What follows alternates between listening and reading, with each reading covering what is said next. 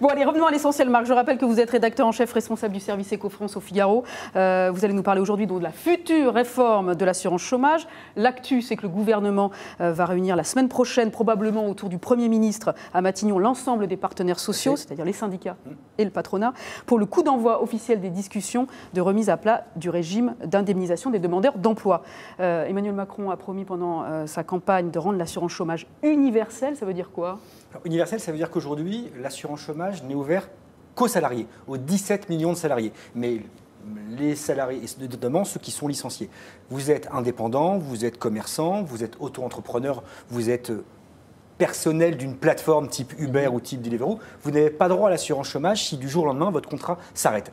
Vous êtes également démissionnaire, sauf dans quelques cas sur lesquels on reviendra juste après, vous n'avez pas le droit à l'assurance chômage. Donc, une assurance chômage universelle dans l'esprit du président de la République, c'est permettre à tous ceux qui n'y ont pas droit aujourd'hui, le jour venu, d'avoir une indemnisation chômage si jamais ils en ont besoin. Donc c'est surtout, et pourquoi il dit ça, le président de la République ? Tout simplement parce qu'il part du principe qu'on a créé en 2008 une chose qui s'appelle la rupture conventionnelle. C'est un mot barbare qui explique qu'en vérité c'est une manière de séparation, c'est une séparation à l'amiable entre un employeur et son salarié. C'est un succès fou. Oui. Il y en a 415 000 cette année en France, on a dépassé les 2,5 millions depuis 2008 et surtout la spécificité de cette rupture conventionnelle, c'est que ça donne droit à l'assurance chômage. Et donc comme le président de la République considère que la rupture conventionnelle est une démission déguisée, en vérité ce sont des démissions, eh ben, il faut ouvrir l'assurance chômage aux démissions et c'est ce qu'il a demandé aux partenaires sociaux et surtout au gouvernement de mettre en œuvre. Justement, vous parlez des démissionnaires à l'instant, Marc. Alors, quelles sont les pistes du gouvernement pour ouvrir l'assurance chômage aux démissionnaires et aux indépendants alors ? Alors, il y en a 3 et le problème c'est que ça existe déjà. Ça, c'est la petite nuance entre la promesse du président de la République et la réalité. C'est qu'aujourd'hui, il existe 14 cas spécifiques de démission qu'on dit légitimes qui ouvrent droit à l'assurance chômage. Votre conjoint est muté, vous êtes obligé de démissionner de votre poste pour le suivre, vous avez droit à l'assurance chômage. Donc il y a 14 cas comme ça, plus une.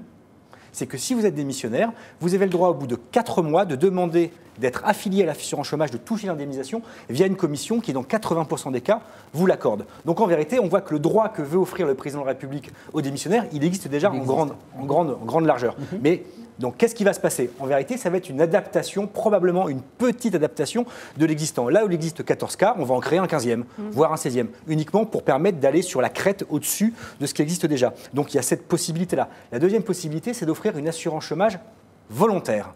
Ça veut dire qu'on va dire aux indépendants, on va dire aux démissionnaires, vous avez la possibilité, si vous cotisez un petit peu en plus, de pouvoir avoir une allocation, mais sur des bases qui sont différentes de celles d'aujourd'hui, avec une durée de carence qui va être un délai de carence qui va être un petit peu plus long, c'est-à-dire que plutôt que d'avoir droit à l'assurance chômage au bout de disons 15 jours, 3 semaines, 1 mois, comme dans un cas de salarié classique, vous aurez droit au bout de 6 mois, voire 1 an. C'est pour limiter l'afflux. Ça peut être aussi lié à un projet. C'est-à-dire que plutôt que de le faire automatiquement, il vous faut un projet pour pouvoir y avoir droit. Ou alors, ça va être, plutôt que de le faire une fois tous les 3 ans, vous avez le droit de le prendre, d'accéder à ce droit une fois tous les 7 ans. Donc, on peut réduire au maximum les capacités d'entrer dans le système pour en limiter le coût. Et troisième possibilité pour les démissionnaires, c'est de rendre simplement la chose expérimentale. Il y a certaines régions ou certains départements qui ont dit « moi, sur mon petit territoire, ça m'intéresse, laissez-moi la possibilité de l'expérimenter et en fonction des résultats, on verra si on peut l'étendre au niveau national ». Ça, c'est pour les démissionnaires. Pour les indépendants, c'est à peu près la même chose. La possibilité, l'une des pistes, c'est de créer un système universel pour tous les indépendants, à savoir les artisans, les commerçants, les professions libérales, qui, entre parenthèses, ne veulent pas de cette... parce qu'il y a un peu de tout quand même dans les indépendants. Exactement. Il y a des gens et surtout ceux qui sont les indépendants traditionnels, historiques, que sont les artisans, les commerçants, ils n'en veulent pas. Parce que pourquoi ? Pour financer, il faut une cotisation. Sauf qu'ils veulent gérer eux-mêmes leurs risques par rapport au chômage. En vérité, ce droit, dans l'esprit du président de la République, c'est pour tous ceux qui vont cumuler différents types de statuts dans leur vie, et notamment les membres de plateformes, à savoir les auto-entrepreneurs qui vont travailler un jour pour Uber, le lendemain pour Deliveroo et autres, ou alors pour ces auto-entrepreneurs qui sont dépendants économiquement d'un donneur d'ordre, à savoir par exemple quelqu'un qui va travailler pour un artisan et exclusivement pour lui. Si demain son contrat s'arrête, il n'a rien, il n'a pas de garantie ou de couverture. Donc là, l'idée, c'est une assurance universelle à minima pour tout le monde, que l'on pourrait compléter par une assurance volontaire pour permettre justement à ces indépendants de y avoir droit le jour venu. Alors Marc, quand est-ce que cette réforme va-t-elle voir le jour et combien ça va coûter surtout ? C'est les deux, je dirais les deux mamelles ou les deux problèmes de cette réforme. Quand ? Première question. Visiblement, le gouvernement veut une loi à l'été prochain, avec, en y mettant dedans les réformes de la formation professionnelle et de l'apprentissage. Il y a une concertation qui va avoir lieu avant. Donc, grosso modo, si on arrive à atterrir entre l'été et l'automne 2018, c'est pour une entrée en application en 2019. Combien? C'est là où est le problème. Parce qu'on sait bien que, notamment sur les démissionnaires, il y a un effet d'aubaine important qui risque de se créer. Je décide de démissionner du Figaro parce que j'ai trouvé un poste, je ne sais pas, moi, aux Échos, aller chez le concurrent d'en face. J'ai dealé avec mon futur employeur d'arriver dans 3 semaines, 1 mois. Voilà. Et ben, qu'est-ce qui m'empêche de décaler mon arrivée aux Échos en disant j'arriverai dans 3 mois et au final, pendant les 2 mois de latence, je vais me faire payer par l'assurance chômage 2 mois de salaire gratuitement. Ça, c'est le gros risque. Sachant qu'il y a 1,2 million de démissions par an. 1,2 million. Il n'y a pas que des démissions, il y a parfois des licenciements déguisés. Hein, il peut y avoir des licenciements déguisés, mais la plupart du temps, parce qu'il y a eu beaucoup les tribunaux ont beaucoup requalifié les ruptures conventionnelles, soit en démission, soit en licenciement, et là, avec des dommages-intérêts qui peuvent être sonnants et trébuchants pour l'employeur. La plupart du temps, parce que ce sont des ruptures qui sont homologuées par l'administration, la plupart du temps, c'est vraiment à l'amiable et c'est plutôt correct. Le problème, c'est que les coûts, peut-être très importants, on estime à minima de 3 à 5 milliards le surcoût par rapport à l'existant. Et le nerf de la guerre, c'est qui va payer? Toute la question est là. Personne ne veut payer. Les Français, en tout cas, ne veulent pas payer. Les salariés ne veulent pas payer pour des droits auxquels ils n'auront pas pour les autres. Donc la question, c'est combien et qui? Et une fois qu'on aura résolu cette question, peut-être qu'on y verra un peu plus clair. Quel talent. On l'a connu bon, Marc Landry, on l'a connu bon. Là, on l'a connu hyper performant. Efficace. Merci beaucoup, Marc. Merci. On retrouve évidemment vos papiers dans le Figaro et sur lefigaro.fr. Patrick, si vous aviez l'opportunité, là, de rencontrer le président de la République, vous lui poseriez quoi comme question? Bon, il y en a plein, mais on parlait d'économie. Sur ces sujets, moi, ça m'intéresse que tout soit mis sur la table. Hein, et je pense que Marc doit avoir le même avis. Il y avait beaucoup de choses obsolètes. Là, si, en effet, dans un grand paquet, on pouvait avoir à la fois la formation professionnelle, l'assurance chômage, etc., tout ça rediscuter, ça serait vraiment intéressant. Non, moi c'est sur son rapport aux médias. Je suis très intéressé.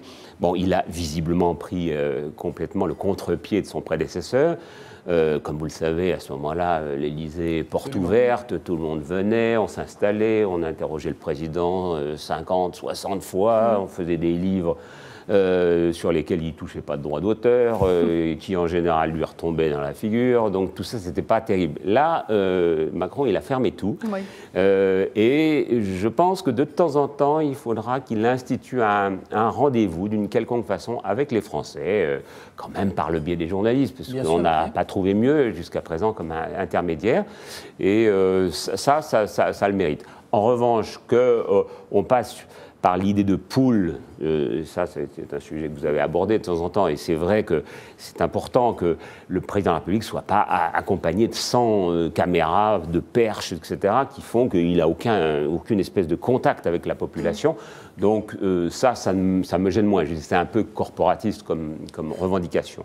Mais il doit s'exprimer, il aura besoin de s'exprimer, et donc ça, il faut qu'il trouve la solution adéquate. À propos de président de la République, François Mitterrand, vous avez proposé un poste ministériel en 88, vous y avez renoncé à l'époque. Si Emmanuel Macron vous en proposait un aujourd'hui, vous l'accepteriez? Non, mais attendez, il n'y a pas que lui. Hein. À gauche et à droite, j'ai eu le droit à des propositions très gentilles, toujours, que je n'ai même pas commencé à explorer. Pour quelle raison? Bon, parce que je sais pas, notre métier, c'est l'indépendance. Vous voyez, bon, j'aurais accepté à ce moment-là que c'était secrétaire d'État à la francophonie. Je crois qu'il a proposé la même chose à François de Closet, il faudrait le vérifier auprès de François, et c'est donc Alain Decaux qui est devenu. Mais qu'est-ce que j'aurais fait après? Moi, c'était il y a 30 ans, ça. J'aurais été un ex-secrétaire d'État. Et vous dites que d'autres présidents vous en ont proposé aussi, c'était lesquels? Il y en a eu un il n'y a pas très longtemps, là. Enfin, si, maintenant ça commence à dater, mais c'était du temps de Sarkozy, qui pourtant, on a eu des rapports un peu compliqués, mais voilà, c'était même, comment vous dire, c'était informel, vous savez, dans la conversation, tiens-toi prêt, etc. Bon, c'est des choses. Non, mais je trouve qu'on est bien quand on reste journaliste. Donc pas de regret? Oh non, vraiment, non. Chacun doit être dans son couloir.